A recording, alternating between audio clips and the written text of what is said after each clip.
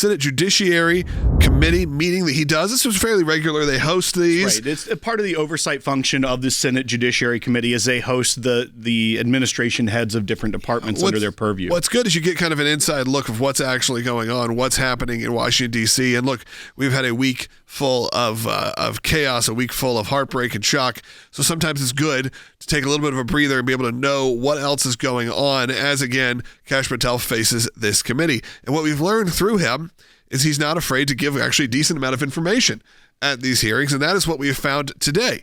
I just want to kick off with a soundbite. Under this administration, the FBI has arrested more than 23,000 violent criminals. That's more than twice for the same time period from last year alone. 23,000, more than twice from the same time period last year. We've taken over 6,000 illegal firearms off the streets.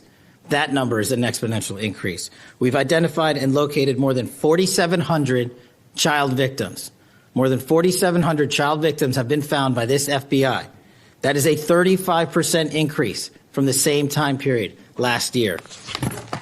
1,500 child predators have been arrested. That's a 5% increase from the same time last year.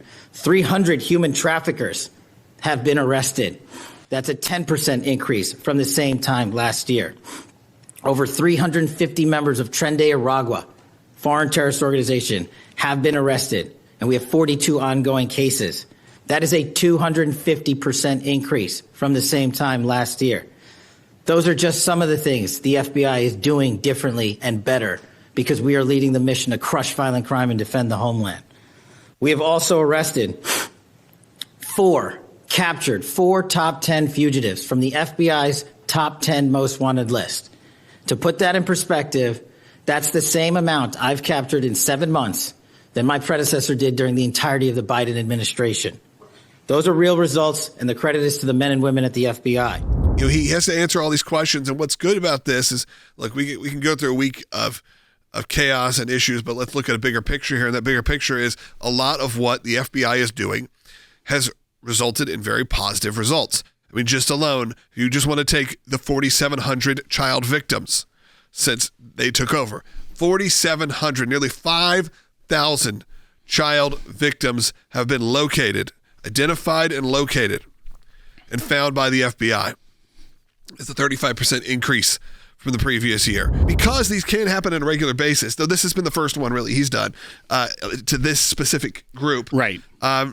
We have seen Tulsi Gabbard. We've seen other people have these kind of hearings, and it is a bit more transparent than it feels like it was for the last decade. Well, how many last times? 4 years? Yeah, how many times did you hear Director Wray say, "I don't know, I don't know"?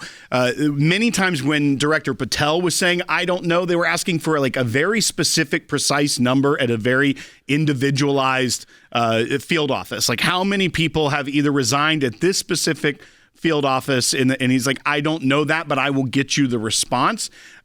With Director Wray, it was always something broad, like, why was the FBI targeting Catholic churches? And he's like, "I don't know. I feel like it was just one field office." So you're already seeing a difference in the tone, the transparency. I did like the laying out of the statistics of what the FBI has already done. I mean, 23,000 violent criminals that they have arrested since he has been the director, 6,000 illegal firearms. These are things that have been taken off the streets.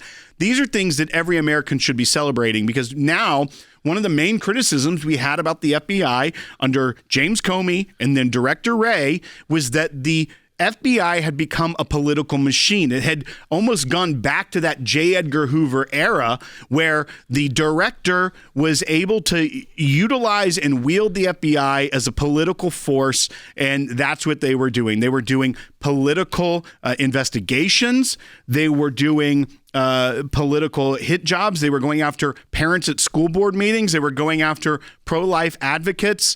They were going after the Catholic churches out of Richmond and trying to make that a widespread FBI policy.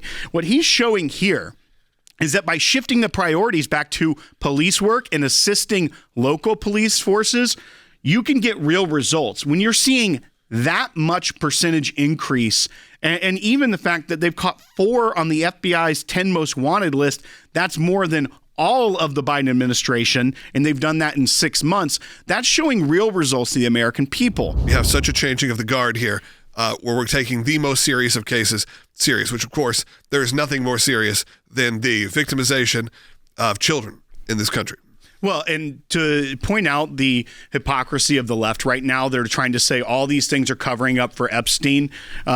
When 4,700 victims have been found by the FBI, 1,500 child predators, and 300 human traffickers have been arrested, so almost 2,000 perpetrators of these crimes against children, those are huge numbers that cannot be overlooked, that the FBI is doing the real work of people that are still being victimized today, not what the left has all of a sudden co-opted as their own hit job against the president and something that cannot be prosecuted further.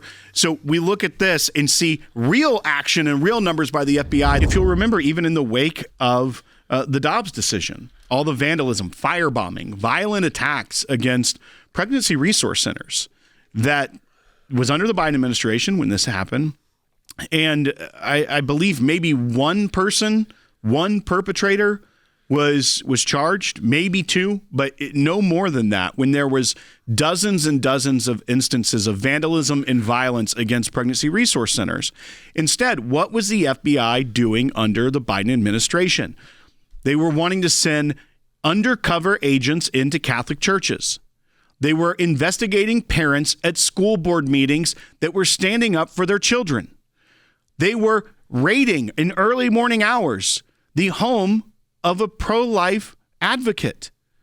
And the federal government wasted time and money and resources on that case to lose in court. They brought the prosecution and lost in court to a jury of that man's peers. And so what you're seeing is a refreshing turn from the political FBI that we saw to one that is doing the job the American people want. 23,000 violent criminals just this year arrested by the FBI. And all those other stats we said, as well as taking seriously these ideologically driven attacks against people of faith in this country. That should not be something that Americans of faith are living under. I don't care what faith you are. There should not be the fear of worshiping freely. We have the right to worship, to live out our faith in this country. And when the groups decide that they want to target, I don't care who you are, your right, your freedom to worship, that should not be acceptable. And that should be a priority of the FBI. So I do love this new way that the FBI is going through this. I know that there have been bumps along the way, because when you are revamping an agency that was wrought from within with all of this bias, there are going to be bumps along the way.